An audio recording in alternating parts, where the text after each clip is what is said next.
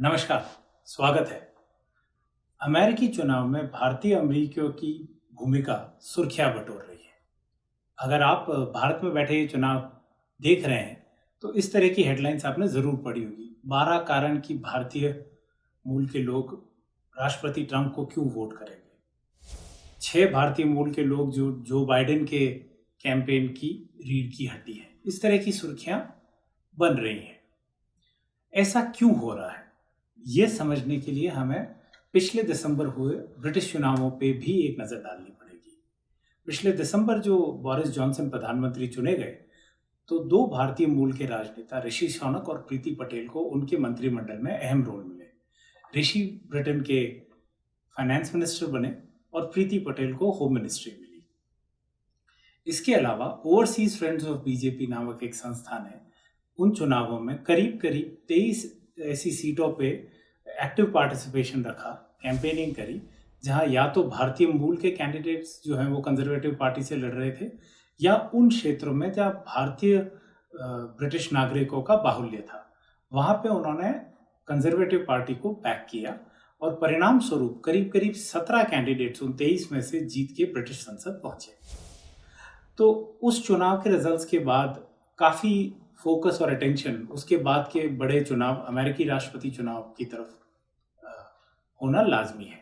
एक नज़र अगर हम अमेरिकी कांग्रेस और सीनेट पे डालें, तो 538 की उस संख्या में से 4 कांग्रेसमैन और 1 सीनेटर कमला हैरिस, जो अभी उपराष्ट्रपति के लिए उम्मीदवार हैं, 5 लोग अमेरिकी पॉलिटिकल सिस्टम के सेंटर में हैं जो भारतीय मूल के हैं। उसके अलावा एक और बड़ा आंकड़ा जो हर चर्चा का एक विषय बना हुआ है कि 2016 के चुनाव में 16% भारतीय वोटरों ने राष्ट्रपति ट्रंप को वोट किया और इस बार ये नंबर बढ़ेगा, ऐसी एक संभावना बताई जा रही है। ऐसा क्यों बताया जा रहा है? क्योंकि पिछले सितंबर राष्ट्रपति ट्रंप ने प्रधानमंत्री मोदी को ह्यूस्टन में इनवाइट किया था, टेक्सास में, और वहाँ करीब करीब 50,000 भारतीय मूल के लोग इकट्ठा हुए थे उस रैली में। उस रैली को भारत ने अपनी एक ग्रोइंग पावर के रूप में प्रोजेक्ट किया और ट्रंप ने प्रोजेक्ट किया कि भारतीय मूल के जो अमेरिकी लोग हैं वो मुझे सपोर्ट करते हैं। उसी इवेंट के बाद प्रधानमंत्री मोदी ने इस साल फरवरी में राष्ट्रपति ट्रंप को केम शो ट्रंप करके एक इवेंट में अहमदाबाद बुलाया। मोटेरा स्टेडियम में हुए उस आयोजन में करीब करीब 1.25 लाख लोग इकट्ठा हुए और ये एक संदेश देने की कोशिश की गई कि भारतीय अमेरिकी रिलेशंस पे ये एक बड़ा स्टेप है और भारतीय मूल के लोग जो हैं वो डोनाल्ड ट्रंप के लिए वोट करेंगे। तो इन सुर्खियों के परे अगर हम जाके एक वास्तविकता देखें, तो इस ब्लॉग में ये समझने की कोशिश करते हैं कि भारतीय मतदाताओं की अमेरिकी चुनाव में क्या पोजीशन रहेगी। पॉलिटिकल पोजीशनिंग इंडियंस की मैंने आपको अभी बताई थी कि 538 में से 5 भारतीय है। तो 2018 के सेंसस के हिसाब से करीब करीब 41,60,000 भारतीय इस वक्त अमेरिका में है। उसमें से 26,20,000 भारतीय यहाँ पे नागरिक है, बाकी लोग यहाँ काम करने के लिए आए हैं। और जो मतदाताओं का संख्या है वो है 10,90,000 के करीब। तो साफ तौर पे 1% के करीब मतदाता अमेरिका में भारतीय हैं। अब इन 1% वोटर्स का क्या इम्पैक्ट रहेगा, ये जरा समझने की कोशिश करते हैं। तो 5 बड़े राज्य, California, New York, new Jersey, Illinois और टेक्सास, ये जो 10-11 लाख के करीब भारतीय हैं, ये इन 5 राज्यों में ज़्यादा संख्या में पाए जाते हैं। इन 5 में से 4 राज्य जो है वो ब्लू स्टेट है, यानी डेमोक्रेटिक स्टेट्स हैं। टेक्सास को अगर हम छोड़ देता हूँ, अब एक बार के लिए अगर हम मान भी लेते हैं कि सारे भारतीय जो है इन 4 राज्यों में, इन 5 राज्यों में रह रहे हैं, वो अगर सभी राष्ट्रपति ट्रंप को वोट कर दें तो भी परिणाम ज़्यादा अलग नहीं आएंगे, क्योंकि 48 राज्य जो है अमेरिका के 50 में से, उनमें विनर टेक्स इट ऑल का एक थ्योरी लगती है कि जिसको सबसे ज़्यादा मत मिलेंगे उसी को सारे इलेक्टोरल कॉलेज में वोट्स मिलेंगे। तो भारतीय सारे अगर वोट भी ट्रंप को दे दें तो भी इन ब्लू स्टेट्स में रेड पार्टी का या रिपब्लिकन पार्टी का प्रेजेंस को कोई फर्क नहीं पड़ेगा, वो यथावत ही रहेगी। टेक्सास में अगर भारतीय सारे ट्रंप को वोट करते हैं तो वो एक रिपब्लिकन स्टेट है, वहां उनकी स्थिति और सुदृढ़ होगी। तो आंकड़ों में या परिणाम में कोई इन 5 जगहों में बहुत ज़्यादा फ़र्क नहीं है। पिछले चुनाव में 3 स्विंग स्टेट्स थी। स्विंग स्टेट्स वो स्टेट्स होती है जो अपनी नीयत के परे वोट करती है कि अगर कोई ब्लू स्टेट रेड हो जाए या रेड ब्लू हो जाए। तो पेंसिल्वेनिया, विस्कॉन्सिन और फ्लोरिडा, इन 3 जगहों में पिछली बार स्विंग था और इस बार भी इन पे बहुत बारीकी से नज़र रखी जा रही है।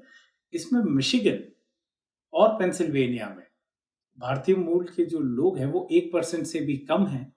तो कितना बदलाव कर पाएंगे, ये देखने लायक बात होगी। मुझे नहीं लगता कि इन परिणामों में इन जगहों में कोई फर्क पड़ेगा। हाँ, फ्लोरिडा में अगर जरूर वो वोट सारे एक तरफ करते हैं तो डोनाल्ड ट्रंप को एज रहेगी। इन आंकड़ों के अलावा अभी एक सर्वे हुआ कार्नेगी यू गवर्नमेंट का। 3 दिन पहले इस सर्वे के रिजल्ट्स बाहर आए। ये सर्वे सिर्फ इंडियन अमेरिकन को फोकस करते हुए था कि उनका वोटिंग पैटर्न क्या रहेगा और वो इलेक्शन में क्या मुद्दे देखते हैं। तो इनमें 4 बड़ी बातें स्पष्ट तौर पे बाहर आई। पहला ये कि डेमोक्रेटिक पार्टी ही भारतीयों की पहली पसंद है। ये कोई नई बात नहीं थी। पिछले चुनाव में भी करीब करीब 77% भारतीयों ने डेमोक्रेट्स को वोट दिया।